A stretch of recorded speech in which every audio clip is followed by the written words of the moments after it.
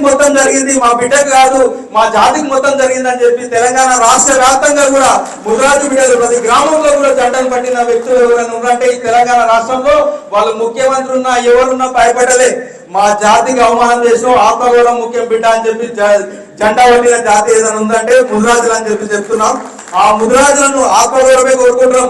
మీ ఆస్తులు కోరుకుంటలే, మీ అంతస్తులు కోరుకుంటలే, మాకు కూడా ఈ రాష్ట్రంలో మా వాటా మాకు కావాలంటున్నాం. మేము మంది వాటాలు మాకు వద్దంటలేదు, మేము ఇంకొకరి ఆస్తులు మాకు ఇవ్వమని చెప్తలేం, మీ వాటాలు మాకు ఇవ్వమంటలేం, ఇంకో కులానికి ఇచ్చేపరుస్తలేం, ఇంకొకరు ఎవరిని అడగం. కానీ ఈ రాష్ట్రంలో మేమెంతో మాకు ఆ శాతం రావాలని చెప్పి కోరుకుంటున్నాం. అందరి నిర్ణయం కాబట్టి మీరందరూ కూడా ఈ సంఘం ఏర్పాటు చేసిన నాయకులు కూడా, ఎందుకంటే దీర్ఘకాలంగా చాలా సంఘాలు ఉన్నాయి ఈ తెలంగాణలో, మన జాతిలో కూడా చాలా సంఘాలు ఉన్నాయి, సుమారుగా 40 సంఘాలు ఉన్నాయి. 40 సంఘాలను మీరు కలుపుకుంటూ మిల్లను ఆ 40 సంఘాలు కలుపుకుంటూ అందరం కూడా కలిసికట్టుగా మన హక్కులను సాధించేటట్టు పనిచేద్దామని చెప్పి తెలియజేస్తున్నా. అట్లనే రేపు జరగబోయే ఎన్నికలలో కూడా ఈ టీఎంపీఎస్ అదేవిధంగా వివిధ సంఘాల నాయకులు అందరం కూడా కలిసి ఒక రాజకీయ జేఏసీ ఏర్పాటు చేసుకోవాలి. ఒక రాజకీయ జేఏసీ కులాలు కాదు, మతాలు కాదు, అందరం ఒక రాజకీయ జేఏసీ ఏర్పాటు చేసి రేపు మన సత్తా చూపించాలి. ఎందుకంటే ఈ రోజు మా ఎలక్షన్ లేవు, ఎమ్మెల్యే ఎలక్షన్ లేవు, ఎంపీ ఎలక్షన్లు లేవు. ఎందుకంటే ఎంపీ ఎలక్షన్లప్పుడు ఎమ్మెల్యే ఎలక్షన్లప్పుడు సంఘాలు మీటింగ్స్ పెట్టి ఈ అభ్యర్థిని గెలిపియండి, ఆ అభ్యర్థులు గెలిపియండి అని చెప్తారు. కానీ ఇక్కడ ఎంపీలు ఎమ్మెల్యే ఎలక్షన్ లేవు, మీ ఎలక్షన్లు ఉన్నాయి. స్థానిక సంస్థల ఎలక్షన్లు, జెడ్పీటీసీలు, ఎంపీటీసీలు, సర్పంచులు ఉన్నాయి. కాబట్టి మీ ఎలక్షన్ల గురించి మేమందరం కూడా కంకరపడుతున్నమై ప్రతి గ్రామంలో ప్రతి బిడ్డల కోసం అక్కడికి వచ్చి మన శాతం ఎంత ఉందో ఆ శాతం ఉన్న దగ్గర మా వాళ్ళకి అవకాశాలు కల్పించండి అని ప్రతి ఎమ్మెల్యేకి చెప్తాం, ప్రతి పార్టీ నాయకులు కూడా చెప్తున్నారు అని చెప్పి టీఎంపీఎస్ చెప్తున్నాం. జేఏసీ ఏర్పాటు చేసుకొని మా అవకాశాలు మాకు ఇవ్వండి. అట్లనే ప్రతి ఒక్క టీఎంపీసీ సభ్యులు మిగతా సంఘ నాయకులు కూడా ముఖ్యంగా అందరూ మేధావులతో ఒకసారి రౌండ్ టేబుల్ కూర్చోబెట్టుకొని ఒక జేఏసీ తొందరలోనే జేఏసీ ఏర్పాటు చేసుకున్నాం. ఈ స్థానిక సంస్థలో ముఖ్యంగా మనం ఈ 33 జిల్లాలలో ఉన్న జెడ్పీటీసీలు, మేజర్ గా ఎంపీపీలు, సర్పంచులు గెలవాలి. వాళ్ళు కూడా నేను ఎందుకంటే అధికార పార్టీలు ఉన్నా, నేను ఇంకో పార్టీ గురించి చెప్పలేను కాబట్టి మేము అధికార పార్టీలు ఉన్నాం కాబట్టి మేము ముఖ్యమంత్రి వర్యులతో సన్నిహితంగా ఉన్నా, అదేవిధంగా పిసిసి మహేష్ కుమార్ గారితో కూడా సన్నిహితంగా ఉంటా కాబట్టి నేను ఇక్కడ ఈ పార్టీలో రావాల్సిన వాటా కూడా ఇంట్లో పనిచేసే కాంగ్రెస్ పార్టీలో పనిచేసే ముదిరాజు సోదరులకు కూడా నేను పార్టీ దృష్టికి, పిసిసి దృష్టికి, ముఖ్యమంత్రి దృష్టికి తీసుకొని మా వాటా మాకు అన్న మేము వేరే అడుగుతలేం. ఈ రాష్ట్రంలో మావో ఎక్కువ జనాభా ఉన్నారు బీసీలలో. ముఖ్యంగా ఒక కాన్స్టిట్యూన్సీలో 6 నుంచి 7 మండలాలు ఉంటాయి, 7 నుంచి 8 మండలాలు ఉంటాయి కొన్ని దగ్గర. ఆ మండలాల్లో మాకు ఎక్కడైతే బలంగా ఉందో ఆ మండలాల్లో మా అభ్యర్థులను, జెడ్పీటీసీ అభ్యర్థులను ప్రకటించండి అని చెప్తాం. అదేవిధంగా ఎంపీపీలను ప్రకటించని చెప్తాం. దానికి కావాల్సిన మేమందరం కూడా కలిసికట్టుగా పనిచేస్తామని చెప్పి గెలిపించుకోవాలని చెప్తున్నాం. ముఖ్యంగా ఇంతకుముందు ఒక సోదరుడు చెప్తున్నా నాకు బ్యాక్ నుంచి అన్న గత ప్రభుత్వం ఉండి వేరే కులాలలో కూడా ఎవరైతే కుల వృత్తులు చేసుకొని ఏజ్ అయిపోయి 50 ఏళ్ళు ఉన్న వాళ్ళకు, గీత కార్మికులకు సుమారుగా పెన్షన్స్ వస్తున్నాయన్న. రేపు మీరు కూడా ముఖ్యమంత్రి దృష్టికి రిక్వెస్ట్ చేయండి, పిసిసి దృష్టికి కూడా రిక్వెస్ట్ చేయండి అని చెప్పారు. ఖచ్చితంగా రిక్వెస్ట్ చేస్తానా. మత్స్యకారులకు కూడా 50 ఏళ్ళు దాటిన మత్స్యకారులకు కూడా పెన్షన్స్ ఇవ్వాలని చెప్పి కూడా రిక్వెస్ట్ చేపిస్తానని చెప్పి నేను ఖచ్చితంగా కోరుకుంటున్నానా. అట్లనే బీసీడీ నుంచి ఏది అని చెప్తారు, బీసీడీ నుంచి ఏది ఖచ్చితంగా అది జరుగుతుందన్న. ఎందుకు చెప్తున్నా అంటే కాంగ్రెస్ అంటే పార్టీ గురించి చెప్తున్నాను మీరు అనుకోవద్దు. గతంలో మీరు చరిత్ర కూడా చూసుకుంటుంటే తెలంగాణ కూడా ఇచ్చింది కూడా కాంగ్రెసే, బీసీలకు కూడా కులగణన చేసింది కూడా కాంగ్రెసే.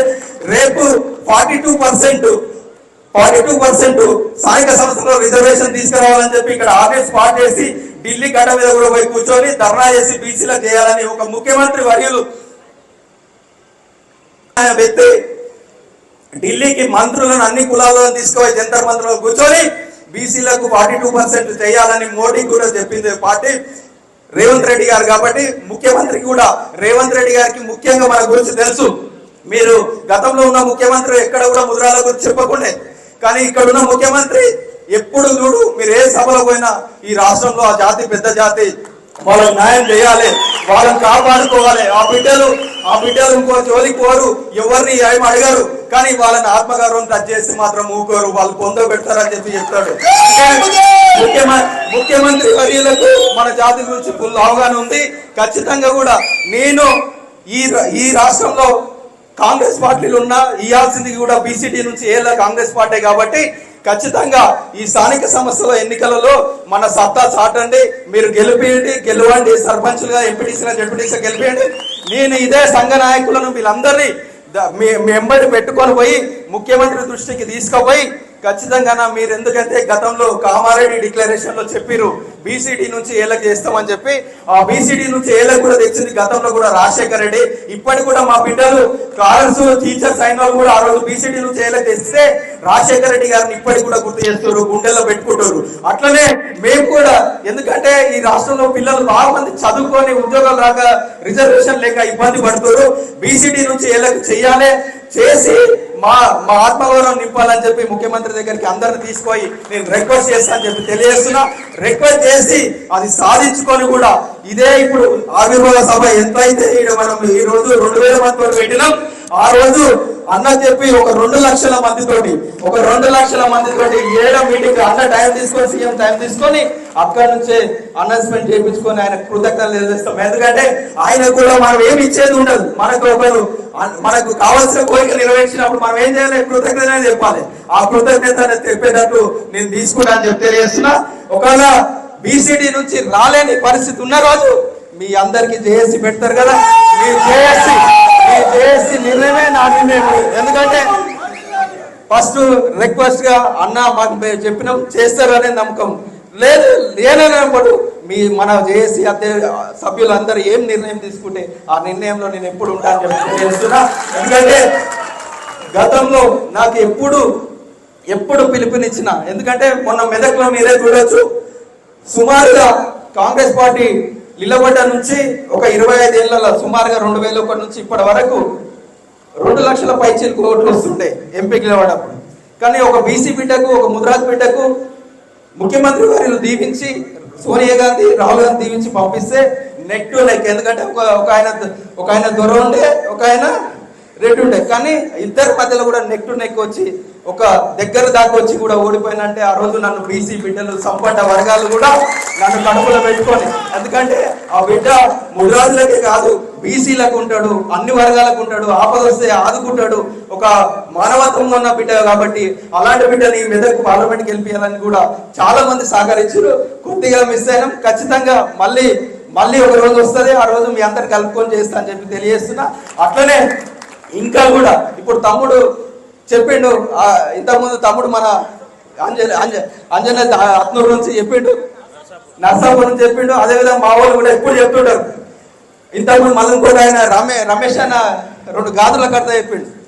గాజులు కాదే మనం ఏనుగులం, గాజులం కాదు ఏనుగులం. ఎందుకంటే ఈ ఏనుగు కథ రమేష్ అన్న నువ్వు ఇప్పుడు చెప్పినావు, మా తాత నాకు చిన్న ఉన్నప్పుడు చెప్పిండు, ఏనుగు బలం ఏనుగు తెలియదు బిడ్డ, ఏనుగు బలం ఏనుగు తెలియదు. ఎందుకంటే ఒక సర్కల్లో ఒక కట్టే పట్టుకొని గొలుసు కట్టేస్తే ఆ సర్కల్స్ చూసి ఆ గొలుసుతో కట్టిండు అని చెప్పి భయంతో ఉంటుంది, కానీ దాని బలం దానికి తెలిసి ఆ గొలుసును తెంపితే ఓ బీభత్సం సృష్టిస్తుంది.